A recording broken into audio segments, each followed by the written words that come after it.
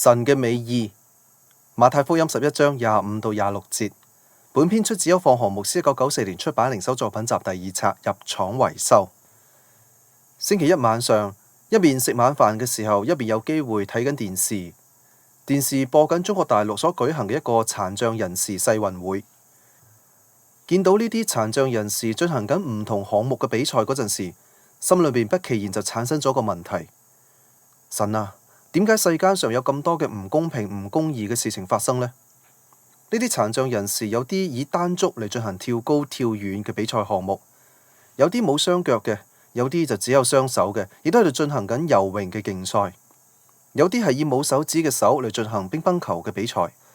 另外一位就淨係用口咬住個球拍嚟進行比賽。又有一啲係雙目失明嘅，佢哋都以感覺嚟進行住跳遠、跳高嘅競賽。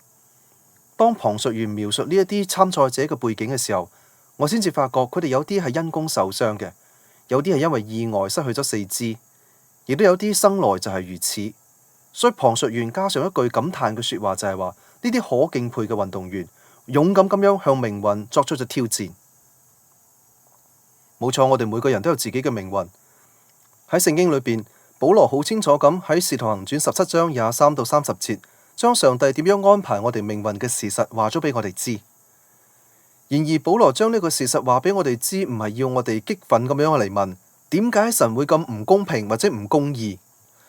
亦都唔係要我哋就此悲觀咁樣生活落去。佢係要我哋知道，其實神離我哋唔係好遠，由自身遭遇到嘅事情，可以使我哋揣摩到神嘅存在、神嘅同在，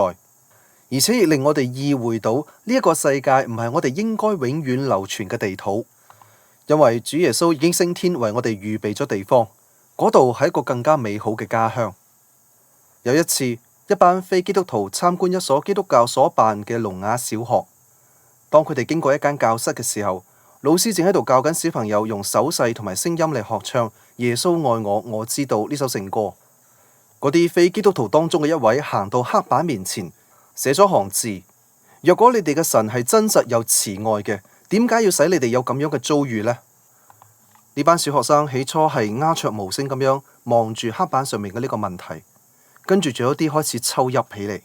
使到個場面顯得好凄慘。忽然間由後面行出一個細路女，佢行到黑板面前寫下咗14個字：父啊，是的，因為你的美意本是如此。天父，雖然我哋嘅生活當中有好多嘅困苦、傷痛、難處、愁煩困擾住我哋，但我哋總相信你係掌管住我哋命運嘅神，你一定有自己嘅美意喺其中，而且我哋深知道你唔係用人嘅角度嚟定事物嘅好同埋壞，你係照住自己嘅意志嚟行事，